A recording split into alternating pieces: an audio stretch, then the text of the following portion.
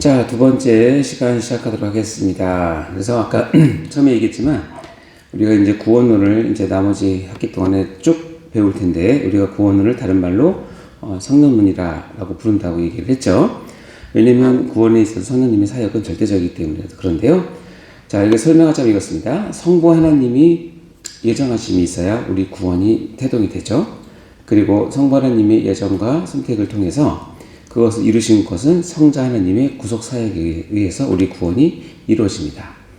이렇게 해서 성부 하나님과 성자 하나님의 예정과 구속 사역에 의해서 완성된 구원이 어떻게 시대와 장소를 초월해서 오늘 나에게 적용할 수 있는가를 배우는 것이 바로 구원론이라고 생각하시면 됩니다.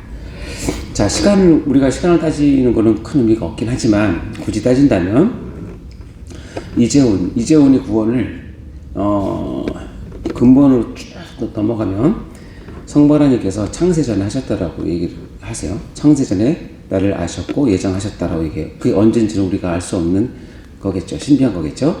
그러나 나의 구원의 완성은 언제 하셨냐면 예수님께서 이 땅에 성육신 하시고 십자가에서 이재훈의 죄를 짊어지시고 피를 흘리시고 돌아가시고 그리고 부활하셔서 이재훈의 구원이 완성이 됐어요.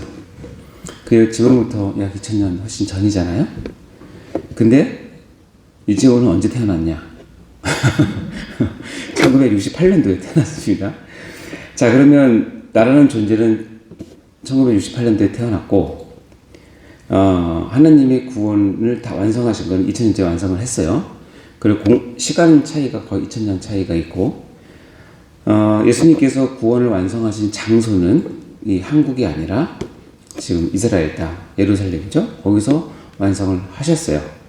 자, 그러면 이렇게 시대와 장소를 초월해서 하나님께서 우리에게 주고 싶은 그런 너무나 귀한 그 구원, 그리고 하나님께서 원하셨던 그 구원, 성자 하나님께서 완벽한 순종을 통해서 이루어내신 그 구원이 도대체 나에게는 언제 적용되냐? 그렇죠. 개인적으로는 1987년도에 전 하나님을 만났어요. 그래서 제 개인의 입장에서 얘기하면 내 구원의 시작은 1987년도예요. 내가 대학을 가면서 많은 하나님의 많은 과정을 통해서 하나님을 하나님 정말 살아계시는군요라는 그 고백을 하나님께서 받아내셨어요. 제 입을 통해서. 그러니까 그때 나는 구원을 시작했다고 생각할 수 있겠죠. 그러면 그 과정, 내가 태어나면서부터 내가 여러 번 죽을 고비도 있었죠. 왜냐면 제가 전에 얘기했지만 저는 거꾸로 태어났기 때문에 어머니 뱃속에서 원래 나올 때면 머리가 아래쪽으로 가야 되는데 이 불효자식은 거꾸로 해서 머리는 위쪽 가고 엉덩이가 아래쪽에 있어서 우리 산부인과 의사 선생님이 그 당시 전문의가 둘 중에 하나만 택하라고 그랬어요. 그때 만약에 뭐 잘 모르겠지만 뭐 남편은 당연히 아내를 택했을 거고 그럼 할머니는 안 된다. 예, 나온 거 보니 꼬추는 보이니까 아들이다. 이래서 죽이면 안 된다. 그래서 우리 어머님이 진짜 사선을 넣으면서 나를 태어나게 하셨어요. 자연분만 했는데 그때 순수 어려웠나 보죠. 그래서 어쨌든 제가 태어났어요. 지금 돌이켜보면 하나님께서 선생님께서 도와주셨겠죠. 그리고 나서 제가 자라면서 시골에서 자라면서 여러 번 물에 빠질 뻔도 하고 똥물에 빠질 뻔도 하고 그런 과정을 겪었는데 살아있잖아요. 나중에 보니까 선생님께서 하셨어요. 그리고 나서 이제 때가 되고 시간이 됐을 때 하나님께서 저를 만나게 해서 내 입에서 야, 하나님 정말 살아계시는군요 라는 그 고백을 하나님께서 하게 하셨고 그 후로는 한 번도 나의 구원에 대한 흔들림이나 이런 것은 없이 그러나 그것을 알아가면 알아갈수록 더 놀랍게 지금도 새롭습니다. 이거를 지금 준비하면서 또 새로워요. 야, 진짜 새롭다. 이렇게 누가 했냐면 아까 얘기했던 이런 과정을 건너뛰어서 하나님께 만드신 구원을 인간 이재훈에게 완벽하게 적용을 해서 인간 이재훈이 꼼짝 못하도록 하나님을 고백할 수밖에 없게끔 모든 상황과 환경과 섭리를 해나가신 분은 누구냐면 성령 하나님이세요. 그래서 우리 구원은 성령님의 적용으로 완성이 돼요. 그래서 엄밀히 따지면 구원은 삼위 하나님의 합동작품인데 성부 하나님의 예정하심과 성자 예수님의 구속사역과 성령 하나님의 구원의 효과적인 적용에 의해서 한 사람이 비로소 구원을 받게 돼요. 그래서 우리가 이 부분을 다룰 때 성부 하나님의 예정을 다룰 때는 신론에서, 성자의 예수님의 구속사역을 다루는 것은 기독론에서, 그리고 성령 하나님의 구원의 적용을 다루는 것은 구원론에서 배운다는 것을 아셔야 된다는 거예요. 전반적인 흐름입니다. 자, 그러면 여러분 구원이 무엇인가? 여러분 교회에서 사역을 하면서 교회 생활을 하고 하면서 진짜 신물 나도록 듣는 단어가 몇 가지 있어요. 근데 구원이라는 단어는 정말 뭐 하루에도 수십 번 들을 수 있죠. 구원 또는 믿음 뭐 이런 거, 교회 또 많죠. 이런 단어들은 너무나 많아요. 사랑 뭐 이런 것들 많이 듣는데, 근데 정작 그 사람들에게 그런 구원이 뭐야? 라고 물어보면 제대로 대답한 사람은 저는 거의 못 봤어요. 물론 우리가 한마디로 적용할 수는 없어요. 그러나 그 사람이 정말 구원을 알고 있기 때문에 설명을 못하는 것과 진짜 몰라서 설명 못하는 것을 하는 것과 땅 차이예요. 구원이 뭔가, 우리가 구원을 받았다, 구원을 누린다, 또 구원받아라 막 이렇게 하고 그렇게 하는데 또 도대체 구원이 뭐야? 라고 하면 10명 있으면 10명 다 제각기 다 생각이 다 다르고 표현도 다 다르고 어느 부분은 성경에서 맞는 그 구원을 생각하시는 분도 있지만 전혀 불교에서 말하는 구원을 생각하는 사람도 있고 다른 미신에서 말하는 생각하는 사람도 있고 자기가 나름대로 생각해 놓은 구원을 말하는 사람도 있어요. 그러니까 구원이라는 것을 생각하지만 다 동상이몽이에요. 다 다르다는 거예요. 그래서 우리가 사역을 함에 있어서 이 구원이 무엇인지에 대한 정확한 개념이 그들에게 없는 이유는 뭐냐면 가르치지 않기 때문이고, 왜 못 가르치냐면 가르쳐야 될 교육자와 목사들이 자신 스스로가 구원이 무엇인지를 정확히 모르기 때문에 그래요. 그냥 어렴풋이 들은 걸로, 특별히 위험한 건 자기가 경험한 대로, 자기가 느낀 대로 말을 해버리면, 여러분 아까도 얘기했지만 구원은 너무너무 다양하기 때문에 자기가 받은 구원을 다른 사람에게 막 강요적으로 접합시키는 것은 굉장히 위험한 일이에요. 그 성령님의 다양한 사역을 제한시키는 일이기도 하고 엉뚱하게 나가면 이단이나 사이비로 갈 가능성도 많기 때문에 그래요. 그래서 그럼 구원이 무엇인가? 제가 어렸을 때 구원이 뭐냐 그러면 가장 흔한 답이 뭐였어요? 혹시 아세요? 전사님? 예. 우리 때는 10원 하나면 아이스크림 2개를 먹었던 시절이라 구원이 굉장히 큰 개념이었어요. 와, 10원에서 1원 빼기 구원이다. 그래서 구원을 아주 단순하게 생각했어요. 예, 구원? 예수님 믿으면 받는 거죠. 구원, 교회 나가면 받는 거죠. 구원 받으면 천국 가는 거죠. 하나도 틀린 말은 없지만 그 정답은 아닐 수 있기 때문에 그래요. 그래서 우리가 이 땅에서 구원을 제대로 모르고 하나님 앞에 가서 하나님 저 구원 받으러 왔어요 하고 손을 이렇게, 손 사진 예쁘죠? 제 손입니다. 되게 짜리먹다 하죠. 하나님 구원 주세요 그러면 네가 구원한 생각대로 준다 그래서 이렇게 주면 안 된다는 거예요.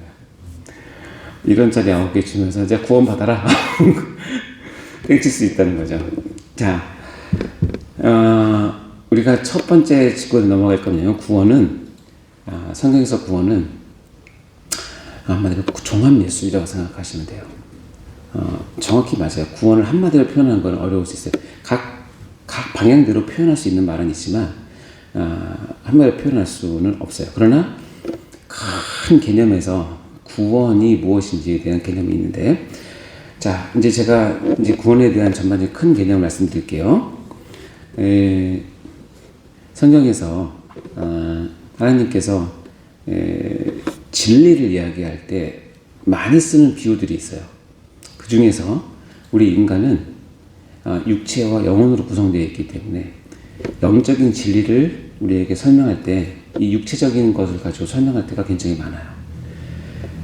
그 한 예가 우리 인체죠. 자, 우리 인체는 나라는 사람은 한 사람이에요. 그렇죠? 한 사람. 근데 나라는 한 사람이 살아가기 위해서는 각 기관이 다 있단 말이에요. 어디는 심장이 뛰어야 돼요. 일단 그렇죠? 심장 뛰는 거 금방 멈추면 바로 쓰러집니다. 그렇죠? 심장마비 오면. 그리고 폐, 그죠? 호흡기죠.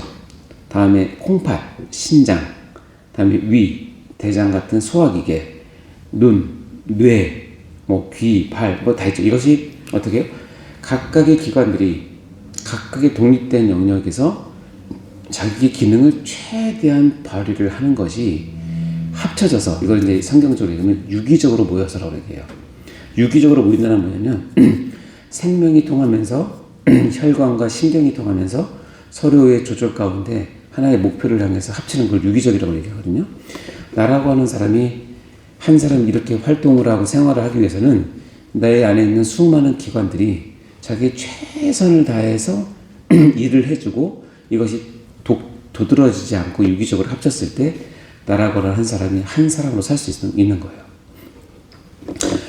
제가 내과를 전공을 했어요. 그래서 내과를 전공하다 보니까 내과에서도 여러 서브 스페셜이 있어요. 그러니까 그 속해 있는데 심장내과에 가면 심장내과를 2달 돌거든요. 그러면 심장내과를 2달 트레이닝을 받고 나오면 모든 사람이 다 심장병 환자 같아요. 그래서 모든 병이 심장에서 온다고 생각을 해요. 왜냐면 심장만 보니까.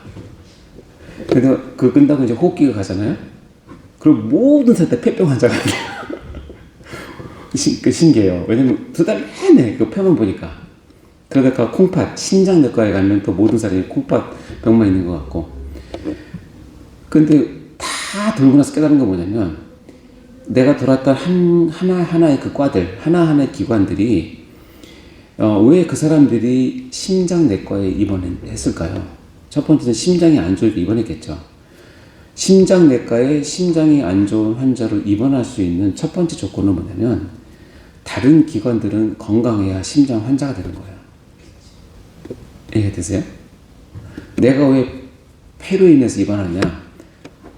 폐 말고 다른 기관이 다 건강해야 내가 폐병 환자가 되는 거예요. 근데 2개, 3개, 4개가 겹쳐서 병이 온다? 그것은 일반 병실에 입원 못해요. 중환자실로 가야 돼요. 그러니까 뭐냐면 이 기관, 하나의 유기체로 본다고 하는 그 개념이 제가 의학을 공부할 때도 참 놀라웠지만 이것을 그대로 따서 하나님께서 우리에게 하나님의 진리를 설명하는 데서 우리 몸을 쓴다는 것이 굉장히 신비한 거예요. 왜 그런가 생각했더니 아주 간단해요. 우리 몸을 누가 만드셔서? 하나님께서 창조하셨기 때문에 하나님이 아시는 거예요. 그래서 이거를 캐면 캘수록 너무 신기해요. 이걸 내가 좀 하고 싶은데 공부할 시간이 없어서. 자, 여기 말씀 볼까요? 고린도후서 12장 12절 읽어볼까요? 시작. 몸은 하나인데 많은 지체가 있고 몸의 지체가 많으나 한 몸인과 같이 그리스도도 그러하니라. 우리가 제가 전에 강조했지만 가치가 나왔어요. 가치는 그 앞뒤를 여러분 잘 보시면 돼요. 몸과 지체, 즉 우리 눈에 보이는 육체를 가지고 설명하는 거예요. 몸은 하나인데 많은 지체가 있다. 이해되시죠? 금방 설명했잖아요. 근데 몸의 지체가 많으나 그것은 한 몸이에요. 유기적이 되면. 이거랑 똑같이 같이 그리스도도 그렇다는 거예요. 자, 그리스도가 그렇다는 것은 뭐냐면 그리스도의 몸인 교회도 그렇다는 거예요. 이해되시죠? 네. 그래서 이렇게 설명할 수 있어요. 왼쪽 그림은 금방 제가 설명한 것처럼 몸의 인체와 여러 기관이에요. 한 사람은 여러 기관을 가지고 있어요. 이거랑 똑같이 그리스도의 교회도 그렇다는 거예요. 한 교회는 어린아이부터 시작해서 장년, 노년에 이르기까지 각 한 지체 한 지체들이 모여서 뭘 이룬다? 교회를 이루어요. 그래서 각 세대가 자기 세대에 맞는 역할을 감당해야 건강하고 튼실한 교회가 되는 거예요. 너무 노인만 많은 교회도 좀 문제가 되고, 그래서 너무 청년만 많은 교회도 좀 문제가 돼요. 또 너무 제가 꿈꾸는 교회는 어린아이부터 전 연령까지 골고루 다 있는 교회가 참 건강하다고 생각을 해요. 그 중에서 특별히 이래서 담임 목사님이 청년 사역에 관심이 많아 청년이 부흥한다고 뭐 그거 감사한 일이죠. 근데 그렇다고 해서 위아래 다른 세대를 무시할 수 없는 거잖아요. 내가 아무리 간이 좋다고 해서 간만 크면 어떠냐? 간이 배 밖으로 나오면 안 돼요. 조금 더 지나치게 설명하자면 암이라고 하는 것은 뭐냐면 각자의 세포들이 유기적으로 서로 협조하고 조절하는 가운데 커야 되는데 한 놈이 독특하게 나는 내 거 챙길 거야 하면서 자기 세포만 계속 번식하는 걸 암이라고 얘기를 해요. 그렇게 번식을 하면 뭐냐면 다른 지체가 혈관도 끌어오고 신경도 끌어오고 자기만 영양분을 먹어서 커집니다. 그것을 암적인 존재라고 얘기하고 그것을 컨트롤 잘 못하면 그 암적인 존재 때문에 그 지체 한 사람이 죽어요. 교회도 그래요. 이 조율과 규칙과 질서는 그래서 교회는 굉장히 중요한 거예요. 왜냐면 이게 유기적이기 때문에 그래요. 그렇죠? 자, 이제 개인으로 봤지만 예를 들어서 저희 교회를 예를 들자면 그 교회는 또 몇몇 사람들이 모여서 교회에 맞는 역할을 감당하는 기관을 만들어요. 그래서 뭐 교회 학교, 청년부, 성가국, 뭐 전도단, 장로회, 선교회, 뭐 상담센터, 제가 하는 메디컬 처치 이런 것들을 그 어떻게 해요? 기관을 만들어서 그 기관이 한 교회를 섬기는데 유기적으로 연합하는 거죠. 그래서 한 교회가 어느 기관이 뭐 너무 특출하게 일을 막 한다. 그것도 좋진 않아요. 그런데 어느 기관이 기분 나쁘도 일을 안 한다. 예를 들어서 주차 봉사하는 기관이 하루는 담임 목사랑 싸웠어. 그래서 주일날 주차 봉사 안 해. 그러면 난리 납니다. 식당 봉사하는 권사님들이 삐졌어. 그래서 주일날 갑자기 밥을 안 해. 그러면 또 난리 납니다. 이러면 안 된다는 거죠. 이게 되셨죠? 자, 그러면 이거를 좀 더 확장해 볼까요? 그럼 내 교회만 있냐? 아니에요. 한국 교회만 있냐? 아니에요. 아프리카 교회도 있고, 일본 교회도 있고, 중동에도 교회가 있고, 중국에도 교회가 있고, 유럽에도 교회가 있잖아요. 미국에도 있고. 하나님은 그것을 한눈에 다 보시잖아요. 이 보는 눈도 필요한 거예요. 그래서 여러 교회를 하나로 볼 수 있는. 그러니까 한 사람의 개인과 기관과 교회 전체를 우리 몸으로 하나님께서 다 비유하셨어요. 그래서 이건 나중에 교회론 가면 또 한 번 더 배울 땐 다음 학기 배우겠네요. 설명을 드리겠지만. 자, 그러면 여러분, 교회는 누가 교회를 세워요? 누가 교회의 멤버예요? 쉽게 얘기해서. 교회의 머리는 그리스도예요. 그리스도의 몸 안에 여러 지체가 있어요. 한 사람 한 사람이 거의 붙잖아요. 연합해서 붙는 거예요. 연합. 붙어요. 그러면 여기 교회에 붙는 사람들은 뭐냐면 조건이 있어요. 조건이 있어요. 그게 뭐냐면 구원받은 사람이 붙는 거예요. 자기는 구원 안 받았는데 붙은 척은 할 수 있어요. 그렇죠? 내 몸은 아닌데 몸인 척은 할 수 있어요. 그걸 전문용어로 떼라 그래, 떼. 민님은 다 나가는데 실은 떼도 겁지기도 하지만 교회는 뭐냐면 그 한 사람 한 사람이 구원 얻은 성도로서 연합할 때 의미가 있는 거예요. 자, 그러면 지금 우리 몸과 교회를 비유했다면 이제 이게 거시적으로 나가지 않고 미시적으로 들어가서 보면 우리 몸과 뭐를 또 보시면 구원이라고 하는 것을 이런 관점에서 볼 수 있다는 거예요. 그래서 이렇게 말할 수 있는 거예요. 구원이라고 하는 것은 보는 각도에 따라서 이렇게 소명, 중생, 회심, 신앙, 칭의, 수양, 성화, 견인, 영화라고 하는 이 요소로 볼 수가 있다. 그리고 이 선들은 그리스도와의 연합이라고 하는, 저희는 박사 과정을 하면서 새로 배운 건데, 그리스도와의 연합이라고 하는 신비적 연합을 통해서 연결되어 있는 거예요. 자, 그러면 구원이 뭐냐? 어떤 사람은 소명, 중생, 회심, 신앙, 칭의, 수양, 성화, 영화라고 하는 이 9가지의 구원의 한 측면들을 가지고 우리가 구원을 누리고 설명할 수 있는데, 너무 한 측면만 강조하면 안 돼요. 대표적인 게 구원론이에요. 구원은 중생이라는 거예요. 중생과 구원이라는 거예요. 그래서 모든 구원을 중생이 프리즘만 갖고 봐.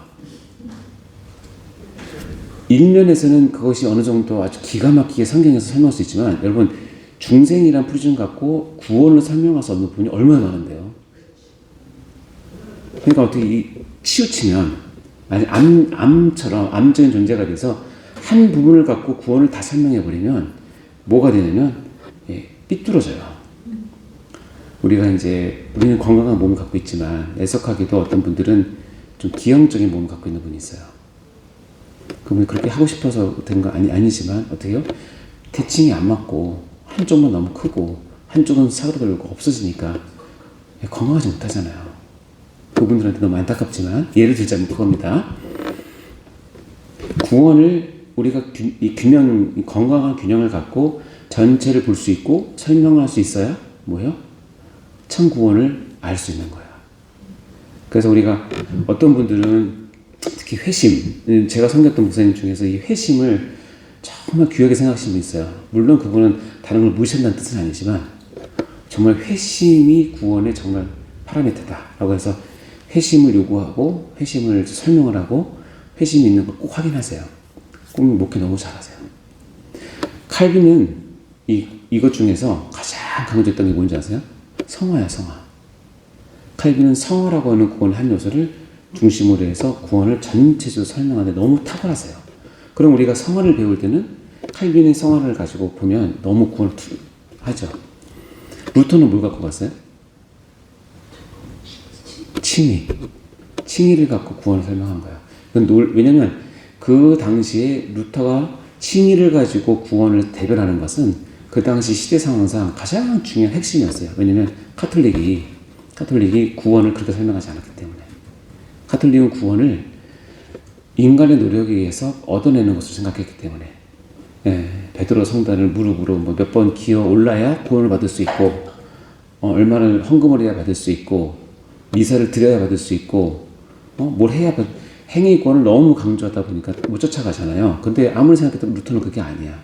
그런 구원의 이 많은 요소 가운데 이것을 즉 종교개혁을 이렇게 많은 불꽃은 뭐냐면 칭의를 가지고 구원을 설명하는 거야. 이게 어떻게 보면 종교개혁의 시발이 된 거죠. 충분히 이해해요. 그러나 지금 칭의만 갖고 구원을 설명하냐? 그렇진 않잖아요. 이제는 계시가 완벽하게 완성이 됐고 또 신학도 많이 정리가 되었잖아요. 그러니 이제는 우리가 구원을 이 9가지 관점에서 어떻게 내가 설명을 하고 어떻게 받아들이고 어떻게 내가 그것을 적용하고 특별히 나뿐 아니라 사랑하는 성도들에게 이것을 어떻게 설명하고 할 것인가에 대한 부단한 노력이 필요해요. 그래서 상담을 하거나 또는 설교를 하거나 성경 공부를 할 때 구원의 어떤 부분을 이 부분에서는 구원의 어떤 부분을 내가 강조를 해야 된다. 견인 그러면 하나님께서 너를 끝까지 붙잡으시고 너를 이끄시기 때문에 실망하지 마, 낙심하지 마. 너는 너의 구원을 확실히 더 좋아. 왜? 견인의 은혜가 있기 때문에 견인의 차원에서 설명을 해야 되는 거고 이런 부분들이 있어요. 그러니까 요 그림 아시겠죠? 자 그러면 다시 이제 들어간다면 우리 나의 몸을 보면 나의 몸의 여러 기관이 유기적으로 되어서 나라거나 한 사람을 이루어냈듯이 이 나의 구원은 하나님께서 허락하신 이 많은 구원의 여러 측면과 요소가 정말 유기적으로 합쳐져서 나의 하나의 구원을 이루어내신 거예요. 이렇게 구원받은 사람이 그 구원의 간격을 갖고 그리스도의 신비적 연합 가운데 접붙임이 됐을 때 내가 교회의 한 일원이 되고 똑같은 방식으로 나는 교회에 들어가는 거예요. 한 부분, 한 지체로서의 최선을 다할 때 주님의 몸된 교회가 건실하게 서고 주님의 몸된 교회가 영광을 받으시는 거죠. 아멘? 예, 여러분 이 과정 이거를 잘 이해하시고 하셔야 됩니다. 그래서 우리가 이제 구원을 여러 가지로 설명을 할 수 있는데 이제 몇 가지를 말씀을 드릴 텐데 몇 가지가 아니에요. 오늘 하고 다음 시간에는 좀 이제 본격적으로 할 텐데 우리가 구원을 우리 입장에서 보면 우리는 이제 시간의 제한을 받기 때문에 과거적 구원, 현재적 구원, 미래적 구원으로 설명을 해요. 그래서 우리가 이렇게 얘기할 수 있거든요. 여러분 구원 받으셨어요? 아멘. 언제 받으셨어요? 그러면 이제 대략 내 과거 언제 대략 알잖아요. 구원파처럼 몇 달 몇 시자고 얘기하는 거는 그 우스운 얘기고 내가 구원을 이미 받았다 하는 말도 맞아요. 그렇죠? 난 지금 구원을 받아 누리고 있다는 것도 맞아요. 그럼 나는 앞으로 구원을 완벽하게 받을 것이다, 천국에서 받을 것이다 하는 소망을 갖는 것도 맞아요. 그러니까 우리 입장에서는 과거와 현재, 미래의 구원을 표현하는 게 다르지만 하나님 입장에서는 이건 한 구원이에요. 그렇죠? 내가 처해 있는 상황에 따라서. 그래서 나는 이미 구원을 받았어요 라고 나의 구원을 설명할 때 쓰는 구원의 요소들은 소명과 중생과 회심, 칭의, 양자, 그리스도의 연합을 할 때는 과거적 구원을 설명하는 용어로 우리가 이해를 할 수 있죠. 그리고 난 지금 현재도 구원을 받아 누리고 있어요. 그리고 구원을 이루어가고 있어요 라고 설명하는 것은 신앙, 성화, 견인, 확신을 가지고 내 구원을 설명할 수가 있는 거예요. 반면에 나는 이제 이 땅에서가 아니라 이 땅에서 구원 받는 건 물론 있지만 완전하지 않지만 난 이제 완전한 구원을 하나님 앞에서 천국에서 받을 거야 라고 하는 것을 표현한 것은 영화 차원에서, 그리고 소망이라는 것을 통해서 나의 미래적 구원을 표현하는 거죠. 자, 과거적, 현재적, 미래적, 우리께서는 세 개의 어떤 시제에 따라서 표현할 수 있지만 하나님께서 하나예요. 그러나 우리가 이것을 이렇게 표현할 수 있다는 것은 그만큼 뭘 알 수 있냐면 우리 구원의 풍성하다. 예, 시간 전체도 풍성하지만 내용도, 그리고 우리 하나님에 대한 고백도 너무나 풍성하게 우리의 구원을 표현할 수 있다라는 것을 우리가 알 수 있죠. 너무나 감사한 일입니다. 자, 볼까요? 자, 이제 지금부터 구원 열차를 타야 되는데 오늘 시간은 그 구원을 제가 설명을 함에 있어서 이제 두 가지를 할 텐데, 우리가 목회적 관점에서 구원을 설명할 수 있는데, 이 목회적 관점이란 건 뭐냐면 저도 겪었지만 여러분이 겪었던 내가 구원받은 과정을 이렇게 경험적으로, 체험적으로 표현하면 이렇게 할 수 있거든요. 그 설명을 가지고 먼저 설명을 하고, 다음 시간에는 이제 우리 교리책에 나온 교리적 관점에서 이것을 어떻게 볼 것인가에 대한 부분을 이제 다음 시간에 하도록 할 예정이에요. 자, 목회적 관점에서 본다는 것은 죄인으로부터 시작된 이 첫 차량을 타고 영적 각성, 회심, 구원 누림, 열정, 헌신, 성화, 영화, 열매, 영화의 이 과정으로 한 사람의 구원이 이렇게 지나가고 진행되고 흘러간다는 관점을 우리가 볼 수 있죠. 이걸 배우는 거 배운다기보다는 이건 내 신앙의 고백이기도 하고, 여러분 옆에 있는 사람들이 대부분 이런 과정을 대부분 겪습니다. 그러니까는 이것을 좀 알아두면 이 친구가 지금 어느 정도 위치에 있겠구나 하는 것을 알 수 있겠죠. 그런 관점에서 이제 우리가 보게 되는 겁니다. 자, 끝내고 세 번째 시간에는 이제 구원의 과정을 목회적 관점에서 하고 마치도록 하겠습니다. 수고하셨습니다.